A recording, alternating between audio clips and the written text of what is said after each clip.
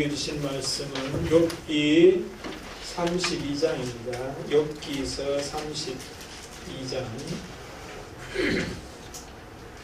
32장 6절에서 10절입니다. 6절에서 10절 함께 봉독하심으로 하나님의 음성으로 다 받으실 수 있기를 바랍니다. 봉독합시다. 부스 사람 바라게레아 대물과 대답하이르되 나는 소하고 정신들을 열방으로 뒷전에서 나의 의견을 감히 내지 못하노라. 내가 말하기를 나이가 많은 자가 말할 것이요 연륜이 많은 자가 지혜를 가르칠 것이라 하였노라. 그러나 사람에서 개성이 있고 적는 자의 순결인 사람에게 깨달음을 주시나니 어른이라고 지혜롭거나 노인이라고 정의를 깨닫는 것이 아니라 그러므로 내가 나가노니 내 말을 들으라. 나도 내 의견을 말하리라. 아멘. 예, 여러분 한 주간 잘 지내셨어요? 아멘. 예, 새로운 한 주 또 오늘 주신 말씀이 여러분의 삶에 능력이 되시고 지혜가 되시기를 주 이름으로 축복을 드립니다. 아멘. 예, 우리가 인생을 살아가다 보면 답답할 때가 있죠. 답답할 때가 있습니다. 그 답답하다 못해서 말이 안 나오죠. 또 어떨 때는 너무너무 답답해서 화가 날 때도 있습니다. 그때 여러분 어떻게 하십니까?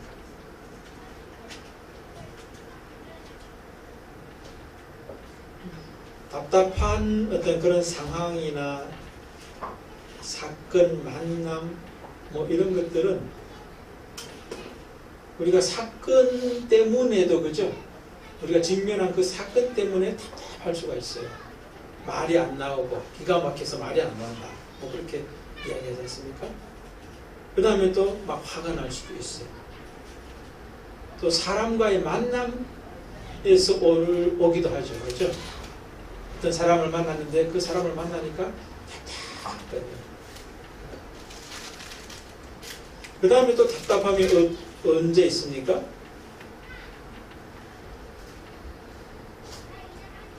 내 안에서 일어나는 많은 생각들, 감정들 이런 것 때문에 답답하기도 하잖아요. 사실은 제일 답답한 거는 뭐예요?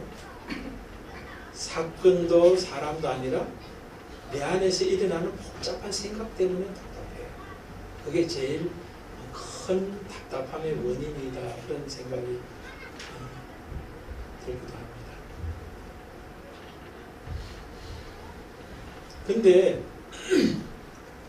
사건이나 또 다른 사람을 만나는 것이나 아니면 내 속에서 일어나는 생각과 감정들의 답답함의 이유가 그 자체가 아니라 이해가 안 돼서 그래요. 해석이 안 된다는 거예요. 그래서 답답하다는 거죠. 오늘 성경에도 보면은 답답한 모습이 이제 나타나고 있습니다. 답답합니다. 오늘 본문을 제가 1절부터 읽지 않았는데 1절부터 5절까지 읽어보면은 답답한 모습이 나와요. 배경은 여러분 잘 아시겠죠? 욥기 1장에서부터 31장까지가 욥이 당한 고통이 있죠. 그죠? 고난이 있습니다. 소유의 잃음, 자녀를 잃음, 또 자기 자신의 건강을 잃음, 뭐 친구들이 도움이 안 된, 뭐 이런 다양한 어떤 모습들이 있었어요. 그런데 이제 세 번에 걸쳐서 욥과 욥의 세 친구들이 이제 변론을 합니다. 변론을 쭉 하는 가운데서 욥을 위로하러 왔던 친구들은 제일 처음에는 위로했다가 이제 시간이 좀 지나면서는 곰곰이 한번 생각해봐라. 네가 뭔가 죄가 있어가지고 그 죄 때문에 네가 지금 이렇게 힘든 거 아니냐 그런 이야기입니다. 그러니까 욥은 뭐라고 그래요? 강변하죠. 나는 죄 지은 거 아무것도 없다. 답답해. 하나님을 만나면 하나님 앞에 호소해서 하나님께서 내가 죄 없다라고 하는 말씀을 듣고 싶을 정도로 이 세상 그 누구도 욥을 알아주지 않아요. 답답한 모습이에요. 그 다음에 세 친구의 모습은 또 어떤 모습입니까? 정죄하죠. 자기가 죄 없다라고 하는 욥을 향해서 정죄하고 있는 그런 모습. 그래서 앞부분에 보면은 세 친구가 이제 욥에게 더 이상 할 말이 없다 하는 그런 모습 때문에 말을 그치는 모습이 나와요. 1절에 보면 그런 말씀이 있거든요. 욥이 자신을 의인으로 여김으로 그 세 사람이 말을 그쳤다. 근데 말을 그쳐서 할 말이 없어서 그친 것이 아니라 뭘? 말을 해줘도 통하지 않으니까 그냥 답답하니까 그냥 그치고 있는 거예요. 그러니까 욥은 욥대로 답답하고 친구들은 친구대로 답답해요. 그리고 오늘 본문에 욥의 또한 친구라고 할 수 있는 엘리후라고 하는 사람이 나오는데 이 사람도 답답해요. 이 사람은 왜 답답하죠?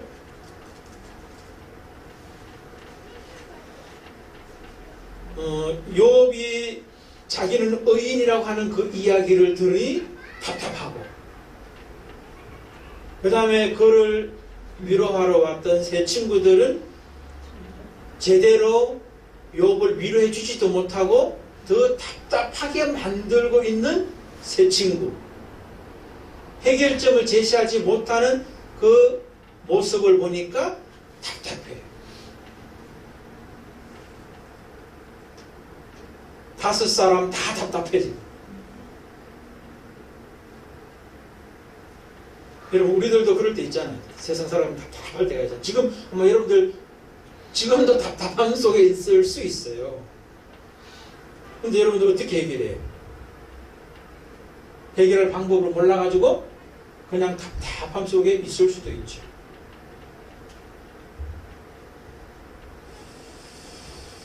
오늘 말씀이 여러분들에게 답답한 모습에서 확 뚫리는 그런 기회가 되시기를 주의 이름으로 축복을 드립니다. 아멘. 말씀을 잘 들어보십시오. 답답했어요. 답답한 이유는 사실 오늘 본문을 쭉 보면은 지혜가 없어서 그래요. 오늘 엘리후가 이제 욥의 친구 세 사람들 엘리바스 또 누구죠? 빌닷 그 다음에 소발이라고 하는 이 세 사람들의 그 모습을 보면서 답답해하는 모습을 볼 수 있어요. 그들은 이제 연장 자기보다 나이가 많잖아요. 그 다음에 어른이에요. 그러니까 자기는 뭐예요? 욥에게 자기도 해줄 말이 있는데 말을 안 하고 기다리고 있었어요. 근데 그들의 이야기를 들으면서 또 그들에게 기대했던 게 뭐냐면은 지혜를 기대했고 또 한 가지는 정의를 기대했고 또 하나는 욥에게 잘 이해되고 해석해 줄 수 있는 가르침을 주기를 원했는데 그게 안 됐어요. 그러니까 답답함의 어떤 그 이유는 사건이나 사람이나 내 안에 어떤 그런 문제, 이해가 되지 않고 해석이 되지 않는 것은 왜 그런 거예요? 지혜와 정의가 없어서 그렇다는 거예요. 그러니까 여러분들 뭐 저를 포함해서 모두 다 우리가 인생을 살아가면서 답답함을 경험하는 이유는 뭐냐면은 사건의 문제가 아니고 사람의 문제도 아니고 지혜와 정의가 없기 때문에 그렇다.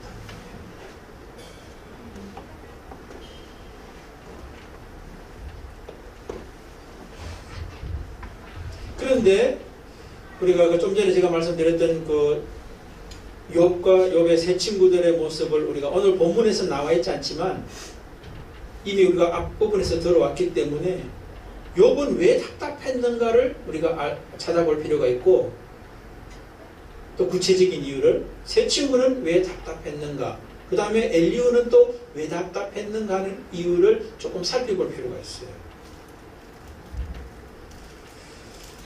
욥은 왜 답답했느냐 하면은 1절에도 자기를 의인으로 생각하기도 했지만 엘리후가 지금 욥에게 답답해하는 모습을 보면 2절에 이렇게 합니다. 람 족속 부스 사람 바라기엘의 아들 엘리후가 화를 내니, 그가 욥에게 화를 내면 욥이 하나님보다 자기가 의롭다 하며. 그러니까 욥이 답답해하는 이유를 엘리후는 알고 있어요. 왜 답답하느냐?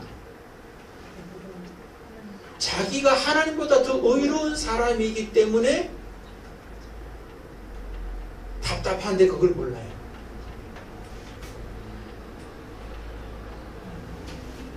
여러분, 하나님보다 자기가 더 옳잖아요. 그런데 답답함이 해결이 안 돼. 문제가 해석이 안 돼. 왜 그런 거예요? 교만해서 그런 거예요. 그게 바로 지혜와 정의가 없는 거예요. 교만한 사람에게는 지혜와 정의가 없는 사람이에요. 그런데 그걸 몰라. 나는 지혜가 있고 정의롭다라고 생각해요. 교만한 사람이. 그렇기 때문에 해결이 안 돼. 그러니까 여러분, 앞으로 우리 생활 속에서 답답함을 경험하게 된다면 무엇 때문에 이유, 근거는 뭐든지 상관없습니다. 내가 교만하구나. 그렇게 생각하시면 돼요.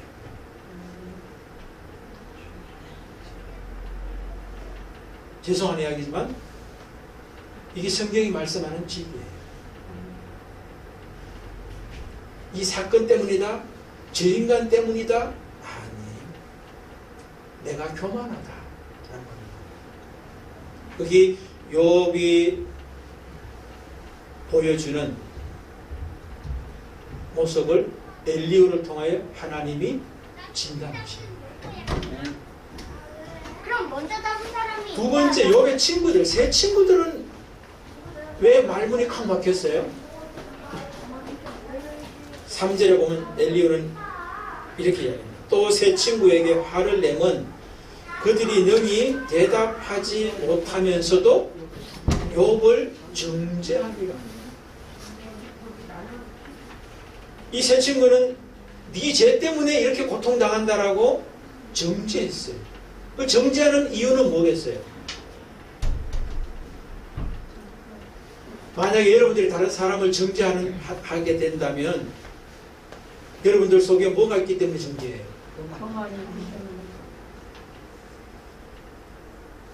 교만이기도 하지만 또 다른 관점에서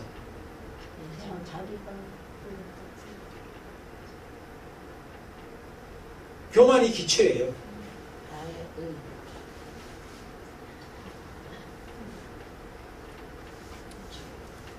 다른 사람은 뭐 정죄하려면 자기가 뭐 정죄할 건더기가 있어야지 그 기준을 가지고 정리할 수 있을 거 아니에요.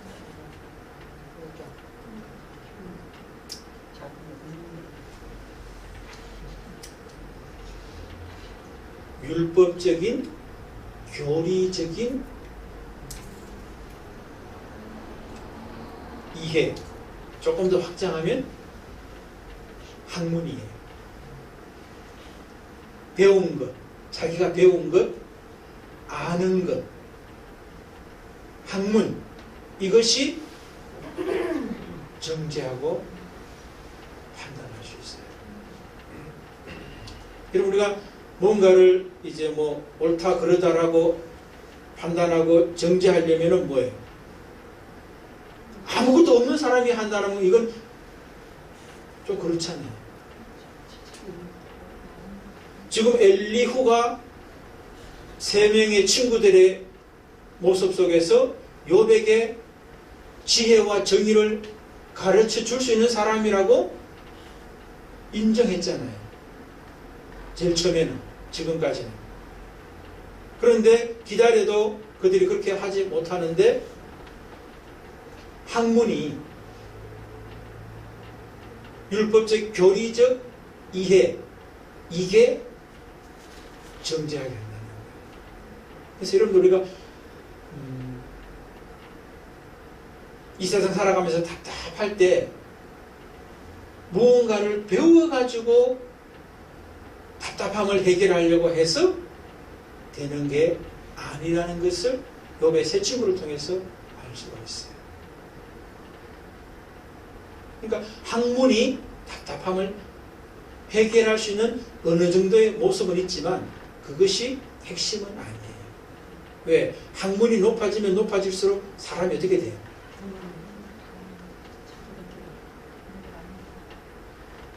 지혜가 있다고 자기가 생각할 수 있고, 그런데 뭐가 없어지기 쉬우냐면은 지식은 많아질 수 있죠. 그런데 지혜가 있다라고 생각하기가 쉬워지고, 더 이제 부족한 게 뭐냐면은 자기가 정의롭다고 생각하기가 쉬워요. 왜? 아는 게 많기 때문에 그것을 가지고 자기는 옳다라고 생각하기가 더 쉬워지는 게 학문의 특징이에요. 그런데 우리가 사는 세상을 보십시오. 더 많이 배운 사람이 도둑놈이 더 많아요. 법이라든가 이런 것들을 교묘하게 빠져나가가지고, 그러면서도 자기가 죄 있다 생각 아무도 안 하잖아요. 자기식 정의관에 빠져 있어요. 욥의 친구들이 특징이 그거라는 거예요. 율법적으로 교리적으로 잘 알고 있어요. 근데 그게 욥의 문제를 해결하지 못하고 자기 자신의 문제도 해결하지 못해요. 말을 그칠 수밖에 없는 자기 자신, 자기 한계를 깨닫게 되는 거예요. 어느 순간에 가면. 그 다음에 엘리후는 지금 왜 답답해가지고 화를 내죠? 오늘 본문에 있는 것만 가지고 생각해 본다면은 자기는 연소하기 때문에 말을 못하고 있었는데, 연장자들, 나이가 많으신 분들, 그 다음에 어른, 이것은 이제 고위에 된 그런 직분이 있는 어떤 그런 높은 사람을 말하는 거예요. 그렇게 되면은 해결해 줄 수 있을 거라고 기대했다는 거예요. 이건 뭘 말하겠습니까? 옛날이나 지금이나 뭐예요? 지혜라든가 정의는 누구에게 있다고 생각하기 쉬워요? 나이 많은 분들, 연세가 있는 분들, 유경험자들, 이런 분들에게 지혜와 정의가 있을 거라고 생각했던 거죠. 그렇게 생각하는 엘리후는 지금 뭐에 갇혀 있는 거죠? 전통과 관습에 매여 있는 거예요. 여러분, 답답한 일을 경험할 때 전통과 관습을 가지고 해결하려고 해서 해결되는 게 아니라는 것을 엘리후를 통해서 알 수가 있어요. 그리고 또 하나 뭡니까? 나보다 나이 많은 사람들을 찾아가서, 또 직분이 높은 어떤 그런 사람들을 찾아가서 뭔가 도움의 말씀을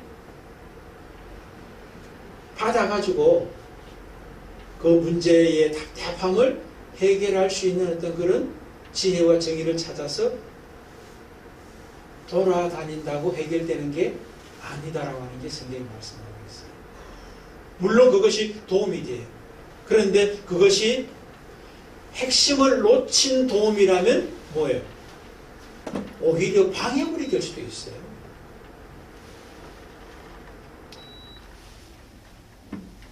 또 이거 말고 뭐가 있을까? 저는 생각해 보니까 답답할 때 법이 있지 않나 그런 생각도 들더라고요. 이런 문제가 생기면 그 문제를 어디로 가져가요? 재판하잖아요, 재판. 근데 여러분 재판한다고 그게 해결이 명쾌하게 되던가요? 재판한다고 되는 게 아니에요. 유전무죄, 뭐죠 또? 무전유죄? 돈 있는 놈이 뭐예요? 이기는 거예요. 힘 있는 사람이 이겨요. 재판 가도.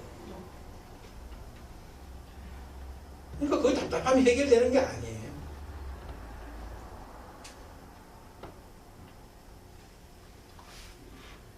그래서 오늘 본문에서 엘리후만 이야기한다면 이제 엘리후의 과거 전통과 관습에 사로잡혀 있었기 때문에 답답했다. 그렇게 되는 거예요.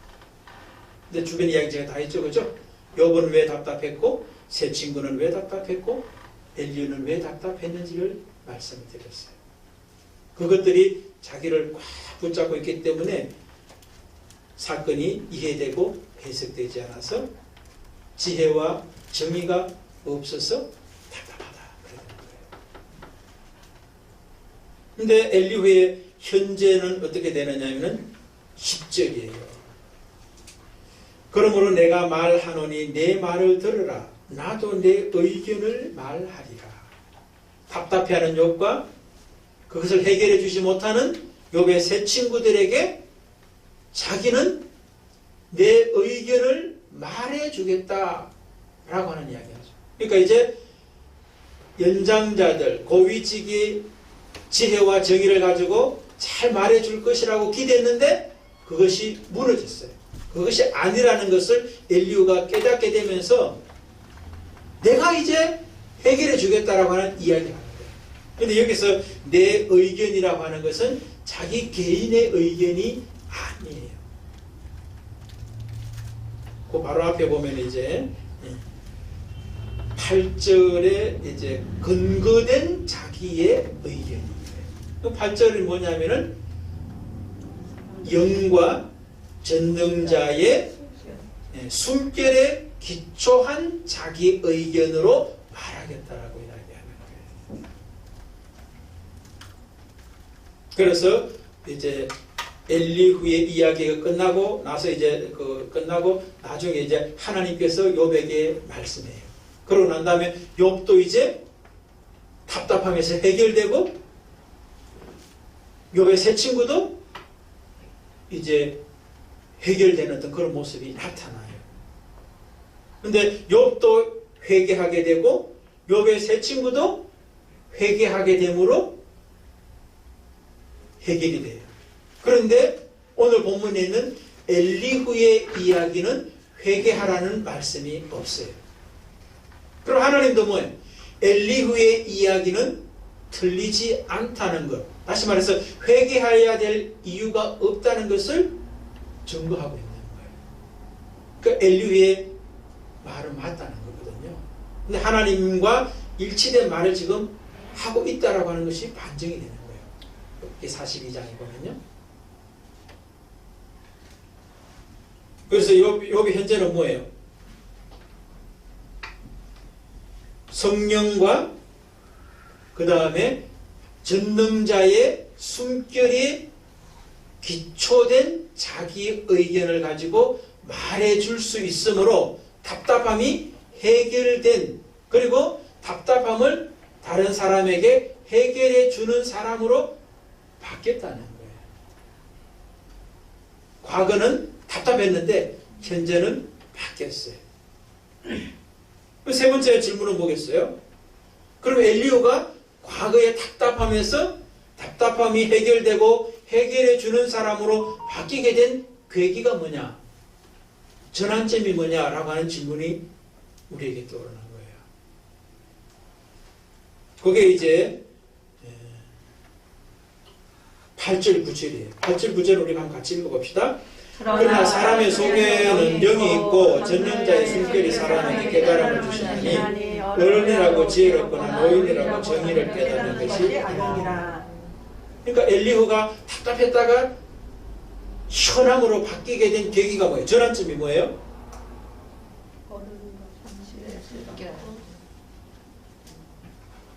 사람의 속에 있는 속에는 영이 있고 전능자의 숨결이 사람에게 깨달음을 주셨기 때문이라는 거예요. 제가 그 원어를 찾아보니까 사람의 속에는 영이 있고 해서 영은 루아흐 이렇게 돼 있어요.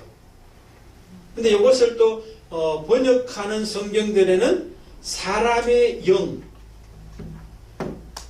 영어로는 a spirit 이렇게 돼 있고 또 어떤 성경에는 the spirit 이렇게 돼 있어요. a spirit 이름이 뭐예요? 많은 영 가운데 하나죠, 그죠? 그러니까 사람의 영이다라고 번역하는 성경이 있고 또 한쪽의 성경엔 the spirit으로 이야기하고 있어요. 그건 뭐예요? 하나밖에 없는 영, 그게 바로 하나님의 영이라는 거예요. 제가 볼 때는 a spirit보다는 the spirit이 맞다고 믿어요. 왜? 지혜와 정의는 사람의 영 가운데 있는 것이 아니라 하나님의 영 가운데 있어요. 그리고 지금 원어 자체도 루아흐라고 하는 하나님의 영을 말하고 있어요. 지혜와 정의가 있어야지 이해와 해석이 되는데 그것을 가능하게 하는 것이 하나님의 영밖에 없다는 거예요. 또 하나가 있습니다. 전 동의어 같아요. 사람 속에는 영이 있고 그 영은 어떤 영이냐? 전능자의 숨결이라는 거예요. 전능자의 숨결은 뭐냐고 하니까 전능자라고 하는 말은 샤다예요. 샤다예. 그리고 뭐 뜻은 전능한 거 아시죠? 그죠? 말 안 해도 아시겠죠? 숨결이라고 하는 말은 네샤마로 되어 있어요. 네샤마. 원어가. 근데 그 뜻이 뭐냐면은 생명력, 숨, 호흡. 이게 네샤마예요. 그러니까 전능하신 하나님의 생명력이, 숨이, 호흡이, 말씀이 지혜와 정의를 준다 했다는 거예요. 그런데 그것이 무엇을 주느냐면은 깨달음을 준다는 거예요. 깨달음은 빈이라고 하는 원어인데 이해, 분별력, 해석 이런 게 있어요. 그러니까 앞에 말했던 지혜와 정의, 깨달음과 동의라고 할 수 있어요. 그런데 그것은 받아야 돼요. 주신 아니에요.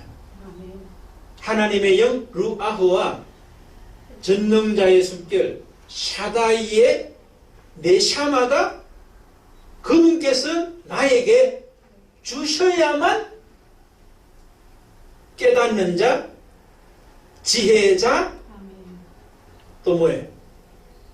정의의 사람이 될 수 있다는 거예요. 아멘. 앞에 말했던 답답했던 요 교만이라고 그랬죠, 그죠? 자기 교만, 자기가 하나님보다 더 의롭다. 자기 지식과 경험, 이에 그쳐인 사람이기 때문에 답답할 수밖에 없죠. 욥의 세 친구, 성경에 대한 이해는 많아요. 하나님에 대한 이해는 있어요. 그래서 율법적으로, 교리적으로 잘 알아요. 더 나아가서는 학문한 사람이야. 그런데 그게 뭐예요? 답답함을 해결해 주는 게 아니에요. 엘리후, 전통과 관습, 또 뭐예요? 나이가 많은 연장자, 어른, 지위가 높은 자라고 지혜와 정의를 주는 게 아니라는 거예요. 그것을 쫓아가가지고는 답답함이 해결될 수 없는데 많은 사람들이 그런 것들을 쫓아가는 거예요. 답답함을 해결해 줄 수 있는 분은 오직 하나님, 전능자 한 분밖에 없는 거예요. 그분이 우리에게 정의와 지혜, 깨달음, 분별력 그것을 주셔야만 우리가 답답함에서 해결될 수 있는 유일한 길이다. 그럼 우리는 여러분들 답답할 때 이제 어떻게 해야 되겠어요? 다른 데 쫓아다니면 안 되는데. 오늘 답을 알았잖아요. 루아흐 하나님의 영, 성령, 곧 전능자의 숨결, 생명력이, 말씀이 나에게 지혜와 정의를 주셔야 한다. 그러니까 우리 입장에서는 받아야 되는 거예요. 그러면서 제가 이제 쭉 떠올랐던 한 사람의 이야기를 가지고 이제 이 세 가지의 어떤 하나의 모습을 이제 예화로 한번 이야기해 볼게요. 엘리후의 과거, 전통과 간섭, 또 다른 여러 가지 몇 가지 제가 말씀드렸죠. 그거에 사로잡혀 있는 사람의 모습의 예로서는 예수님을 따랐던 베드로 이야기해 보십시다. 예수님을 따랐지만 베드로는 자기 생각과 판단, 교만에 사로잡혀서 살아갔던 모습이죠.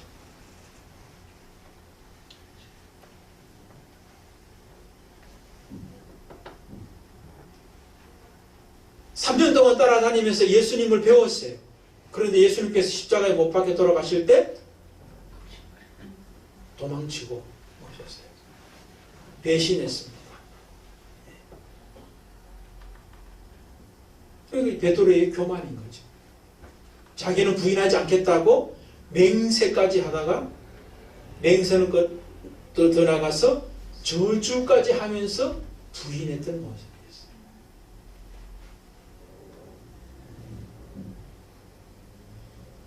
반면에 엘리후의 현재 모습처럼 자신도 답답하면서 해결될 뿐만 아니라 답답했던 모든 사람들을 해결해주는 돕는 자로 세워졌던 모습이 베드로의 모습에서 또 어디에 나타나냐면은 사도행전 3장에 보면 나타나죠. 구걸하는 사람을 이제 안전뱅이로서 성전 비문에 있던 사람을 고쳐주죠. 그죠? 예수의 이름으로 일어나 걸으라 하는 모습 있잖아요. 그리고 그 사건 뒤에 이제 어떤 모습이 또 나타나냐면은 대제사장, 서기관, 바리새인 이런 사람들이 그 사건 때문에 많은 사람들이 막 베드로와 요한에게 몰려들어서 따라가요. 그러니까 그렇게 하면 이것을 그냥 두면 안 되겠다 싶어가지고 대제사장, 서기관, 바리새인들이 그렇게 하지 말라고 그래요. 그러면서 그 사람들이 하는 말 속에 이런 말합니다.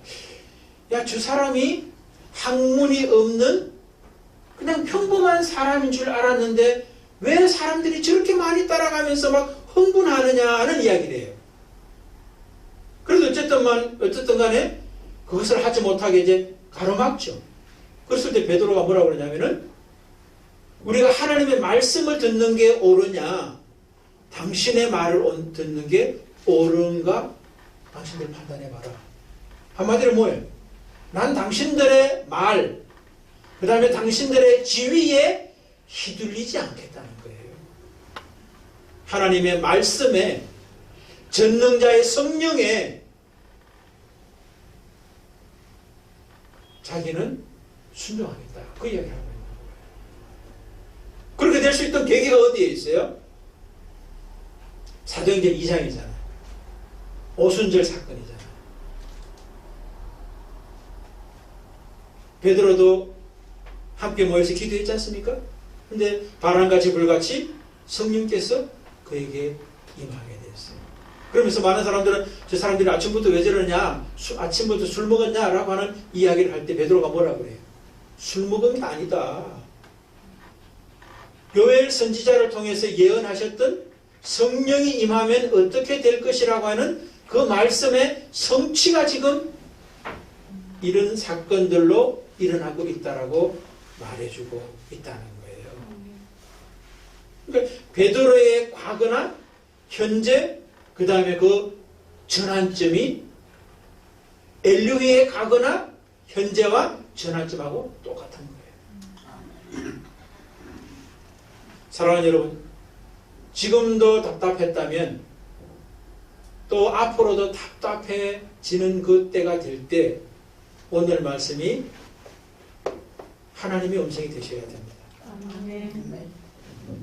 그러므로 우리 자신도 답답하면서 해결될 뿐만 아니라 많은 사람들을 답답한 삶의 자리에서 벗어날 수 있도록 도와주는 축복의 통로가 되시기를 주의 이름으로 축복을 드립니다.